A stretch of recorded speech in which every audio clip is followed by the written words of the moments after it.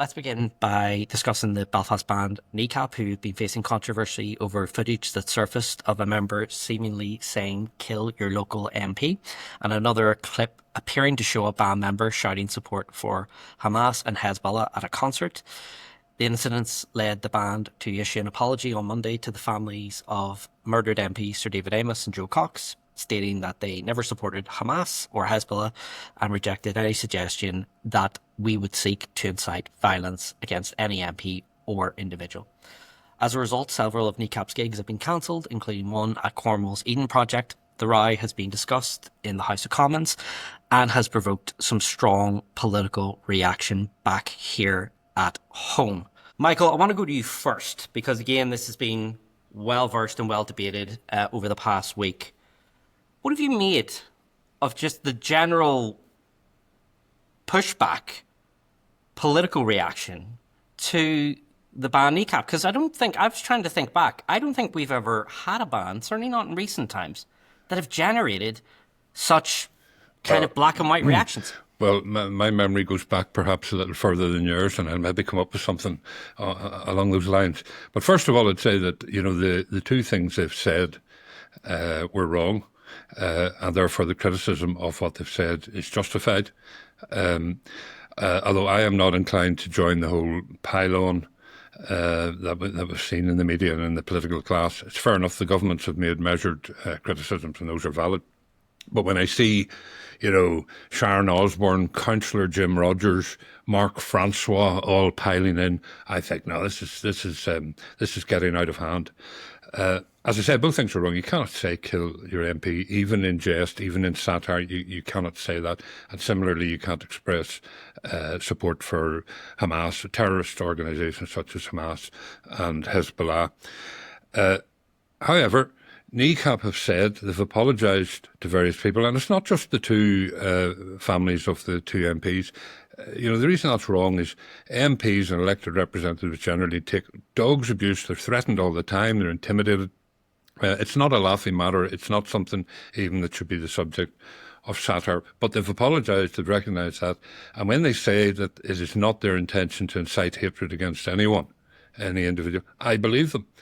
And on the other one then, on the Hamas and Hezbollah, they shouldn't have said what they said. But it does raise a really important question for the political class. How do you express outrage at the outrageous behaviour of Israel and its defence forces in Gaza?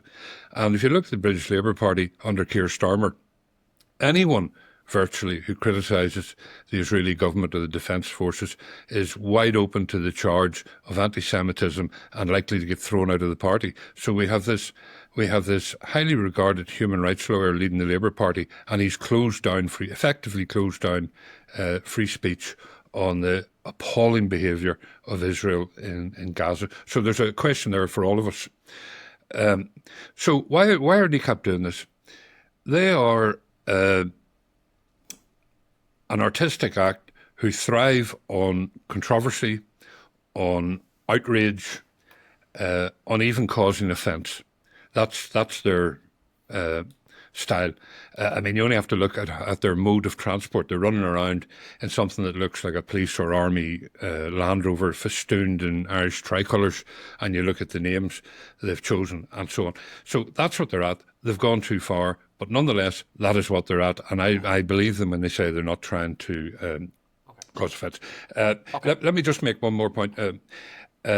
When I was the same age, roughly, as Mowgli Bap or Makhara in Kneecap, there was a notorious band around here before your time called the Sex Pistols.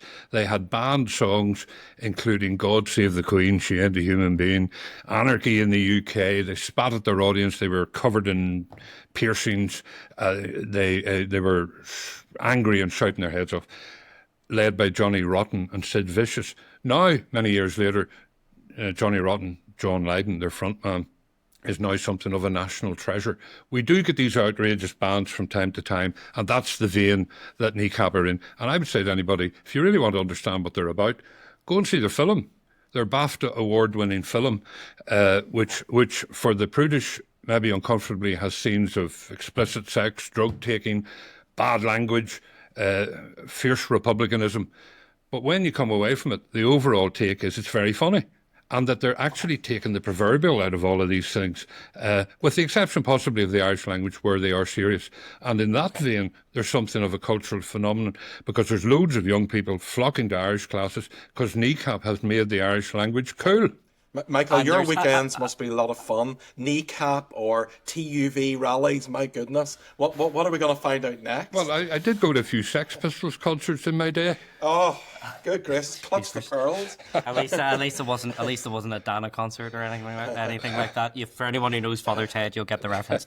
Okay, Tim.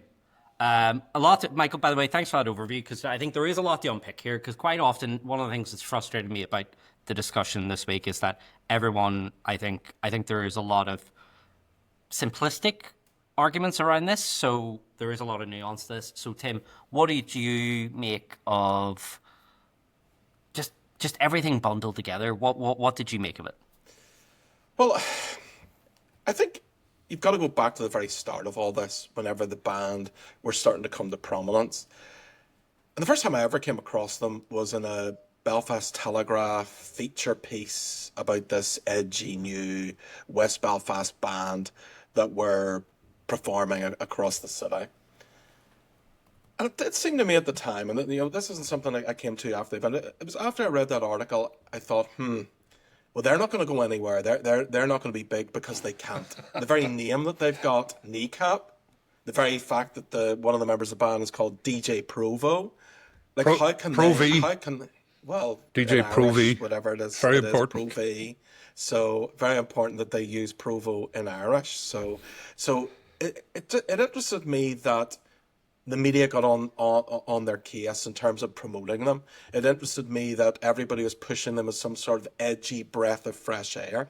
And look, this point is not new. It's been made by lots of people, and it did strike me at the time. It struck lots of people at the time. And Ben Lowry has been very strong in this from the start. If a Loyalist equivalent had come forward, calling themselves, I don't know, the Racketeers, DJ UVF in Ulster Scot, whatever that is in Ulster Scots, I don't know, and they would not have been tolerated. There would have been no feature piece in the Belfast Telegraph. There would have been no defence of anything that they did. All they would be is a novelty act, doing various halls around the country, doing the student unions or whatever it is they were permitted to do. That's what they would have been. And it shocks me at the very start that this is ever seen as something that was acceptable in Northern Ireland, that it was ever seen as acceptable to have this expression of a violent past. The very name of the band. I mean, go back, there's a BBC documentary on it, you can see it online, of what kneecapping did to young people in Northern Ireland, how it left them maimed, how it left their lives devastated, young people and children. So I think we've got to go back and say, where was the adult in the room to tap them on the shoulder and say, lads, this probably isn't the sort of act that you really want to be doing. If you want to make change, if you want to be someone who's edgy, this probably ain't the act. Now, here's the difficulty if you're going to be edgy. You've got to go further and further and further. You've got to push it and push it and push it and push it. And the reality is they've pushed it to the absolute limit and have now gone beyond that. And I think we see them reeling because no one has ever tapped them on the shoulder and said, lads, I don't think this is an act that's appropriate. And now they're shocked. Now their fans are shocked. Now oh my goodness, we are suddenly unacceptable. The act is unacceptable from the very start, and somebody should have tapped them on the shoulder. If a Loyalist grouping had have come together to do this exact thing, they would not have got the mass hysteria and love from the liberal elites in Northern Ireland, making BAFTA award-winning films that Michael spends his weekend watching. I have no interest in watching at all. They would not have been allowed to do that. They would have been ridiculed, they would have been mocked, and they would have been shut down from the start. Now, there is the problem in our politics in Northern Ireland. There is the problem in our media in Northern Ireland. We sit on the front page of the Irish News today, photographs emerging of DUP members at a band parade emerging. 2 weeks ago, these were on Facebook, and suddenly we have the Irish News clutching their pearls. Okay, Michael, in terms of what actually, Michael, because you were talking about, you referenced your age there, of course, it'd be ungentlemanly to reference another gentleman's age, but you're referencing that, right? What is it that intrigued you about Kneecap that actually made you want to go see the film? Was it, I mean, Tim's talked there The about the film is covers. not some art house liberal elite film. The film had mass appeal, Yeah. and thousands of people went to see it. I actually went sort of semi reluctantly because I was sort of dragged along to it. But I'm not interested in rap music, don't really like it. And I'm not very little Irish language, so am I going to enjoy a rap concert in the Irish language by some guys from a fiercely Republican background? Probably not. But I enjoyed the film, and I kind of understood them better. For example, Tim says, kneecapping itself is a horrible thing, and we know all about it here in Lurgan. But in a way, they took that name to indicate that they are wounded, that they come from a damaged background. And that's and most of what they say and most of what they're about is taking the proverbial out of everything around them, including themselves. I mean, the film includes jokes at the expense of Gerry Adams, at the expense of the Republican movement. Quick example, what do you call a defiant Republican who started yoga classes? Bobby Sandals. People outside Northern Ireland might get that. Well, if that's the level of the jokes, I'm glad I didn't watch it. But what I'm saying is, it's taken the proverbial, and you have to get that. That's the biggest element of this. Here's a question for you two, because obviously you both come from a different tradition to me. Why is it that a loyalist version of this, doing exactly the same thing, making jokes and, Maggie thatched Ruth for some hilarious gag and twisting somebody's name, why is that not acceptable, but this is acceptable? I think it would be acceptable. I think if there's a loyalist equivalent, I can tell you here and now, it would not be acceptable. Well, it would not be tolerated. It would only be. It would have been shut down. Only because there's no only if question people didn't get the joke. There's no question this would have been, if someone was running around with an Ulster banner, balaclava on, I can tell you, fact, it would have been shut down from the start. Fact. Well, I don't know. I mean, there is a Shankle rapper doing the rounds. There was also a media personality, sadly died, Shazzy Shankle, and so on. There have been rumblings of that, but there's nobody's broken through in the way that Kneecap have. I suspect maybe the thing is they've been able to hang all this in an Irish language context, and that has propelled them forward in a way that it might be more difficult for somebody from a loyalist background. I think that's where Kneecap have potentially cottoned on to something. It is linked in to wider political issues in some respects, in not all respects. There is a satire piece to Kneecap, which again is not something that's often talked about, but because the politics naturally gets more of a focus on it as well. And I think that's why. But again, it hasn't just taken off. You're talking about the liberal elite and all that. Kneecap haven't just taken off in the north, Tim. They've taken off around the world. They've taken off. One of the reasons why they have many bands, for example, who are weighing in behind them, not from Northern Ireland, Tim, is because they are known across the world. They are known in many different jurisdictions. One of the reasons why we're talking about concerts being cancelled in places like Germany is because they do have an audience in other parts of the world, and that's I think something that.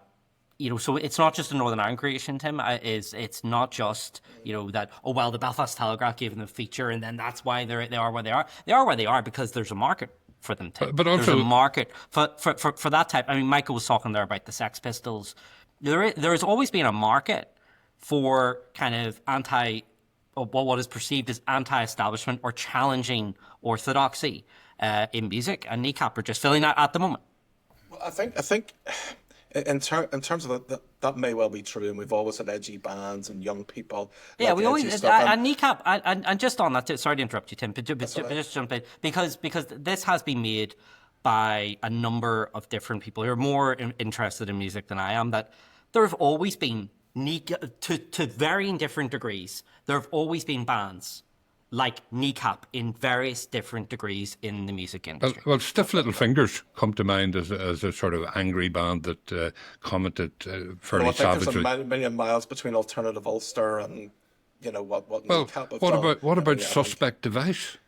But I think there's a million miles between that. I mean, if you go into what that's about, it's not about them planting a suspect device or anything like that. It's about their lyrics and their songs were about how they just got on with life in Northern Ireland, despite all of this that was going on. Yeah. You know, they would go into town from Bangor. They would, you know, their lives would continue despite what was happening in Northern Ireland. So it's a very different message. I don't think those two groups are comparable Well, at all. all I'd say, Tim, is as I say, I went along to the film not expecting very much, and I found it hilarious. And I thought, and I kind of now understand what they're at. Yes, it's all outrage, it's all scandal, it's all offensive, it's all this, that, and the other. But that's all it is. It's not meant. But they did overstep the line in those two areas that we talked about earlier. And I think Tim, that's crucial. But sorry. Sorry, Tim, can I ask, just as from a unionist background, obviously I can see why there isn't very much that Kneecap do that would appeal to someone from your background. But what have you made of the whole cancelling of concerts? What have you made of the whole... Because obviously the unionist parties have had an awful lot to say about Kneecap, not just this week, but previously unionist politicians have come out and have said quite a bit in the past. So just your reaction to that in terms of actually, There's a difficulty that was created, I think, last summer.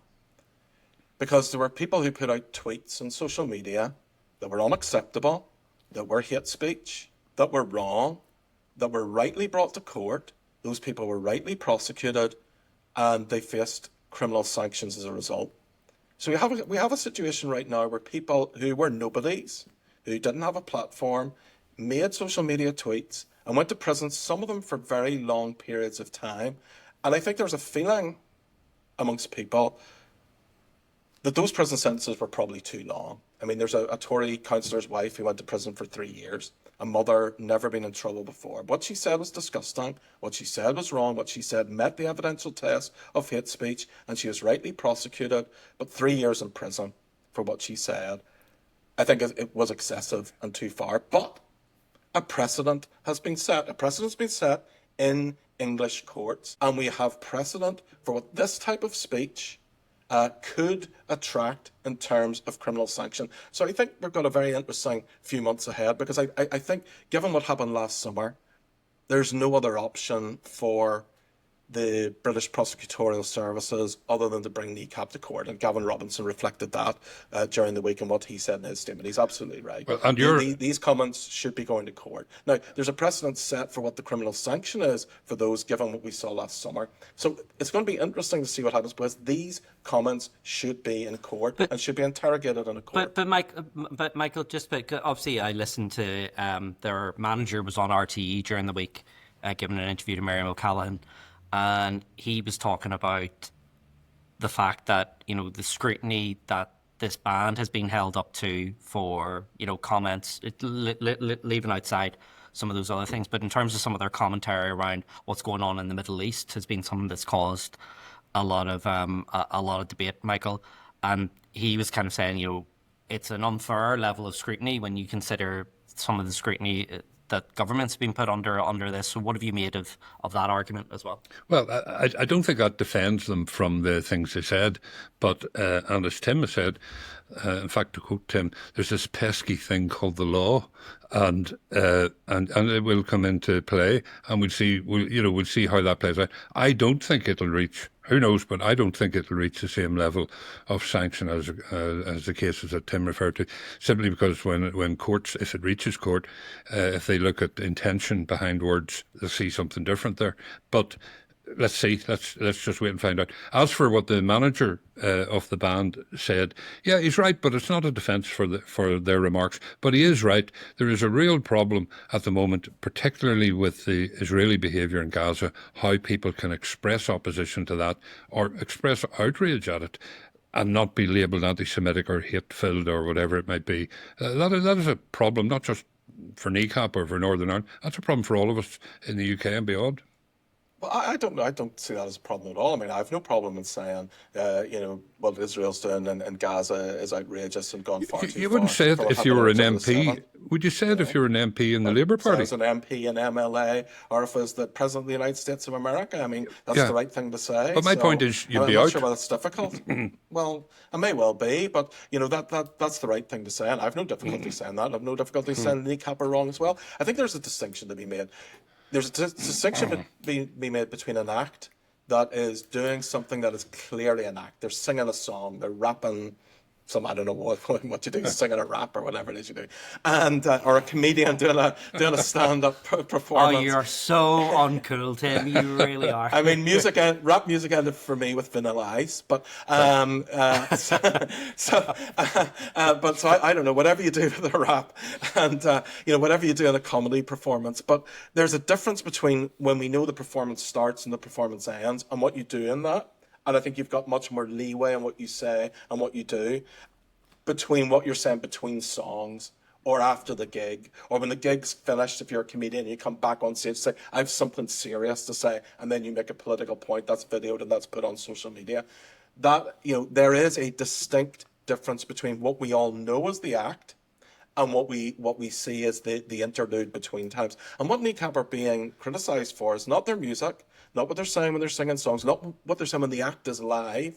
It's what they're saying at the times when they're making comments outside of the act or comments in addition to the act. And so we need to be very clear that it's not their artistic freedom that's been attacked. It's not them as artists that's under the microscope and scrutiny. It's what they've said outside of the act. Now, they say that's taken out of context, and we haven't heard what the context is. We haven't seen the full videos. I think it's very important to say that. And they say that there is context to this, and there's a wider context, which maybe they are not releasing now because they don't want to do that in advance of a court case. It will be interesting to see that wider context when that emerges, and I think we need to be very fair to them and say these clips that have been clipped on YouTube, these clips that have been clipped in the media. Tim, can I just jump in? Can I just jump in there, just because Kneecap did put out a statement, just dovetailing onto what you're saying here. So let's just give them what they've said. So just some parts of what they've said. So they were saying establishment figures desperate to silence us. Establishment figures desperate to silence us has combed through ours. Sorry, I'm going to do that again. Sorry. Okay, so Kneecap have put out a statement, Tim. This just dovetails on to what you were saying there as well. So let's just quote a wee bit of what they said. So their statement said the following on April 20th. They put out this statement. Establishment figures, desperate to silence us, have combed through hundreds of hours of footage and interviews, extracting a handful of words from months or years ago to manufacture moral hysteria. Let us be unequivocal. We do not and have never supported Hamas or Hezbollah. We condemn all attacks on civilians, always. It is never okay. We know this more than anyone, given our nation's history. And then it goes on, we also reject any suggestion that we would seek to incite violence against any MP or individual ever. So that's from them. Sorry, Tim, continue. No, and I think, we need to see that context. I'd be interested to see it. And I wonder why it's not been released or why they're not elaborating on that context. Because if this is a whole performance piece and there is a context to those statements and to the things they've said, then we need to see that, and we need to see that emerge. So to be fair to them, there may be more to this, and there may be more to come out. But I think there is a line in society, and there is a line for a reason. Free speech has bounds and limits, not least that you have to bear the consequences for your free speech. So there is boundaries and there is limits, and it does appear on what we've seen that those limits and those boundaries have been crossed. Okay. Michael, what do you make of the whole, because I was asking Tim there obviously about obviously they put out that statement. They have tried to clarify some of this. I mean, from what you've heard from them in that remarks, now that isn't their full statement, they have said other things around this too. What have you made of that response? Well, I think, as I said earlier, I think that largely deals with the matter. Now, yes, what has been said will face legal challenge and police scrutiny and scrutiny by the authorities, and that's as it should be, and we'll see where that goes. I don't think it'll go anywhere near where Tim thinks it goes, because I think they look at the intention, and the intention wasn't to cause the harm that I think has been caused.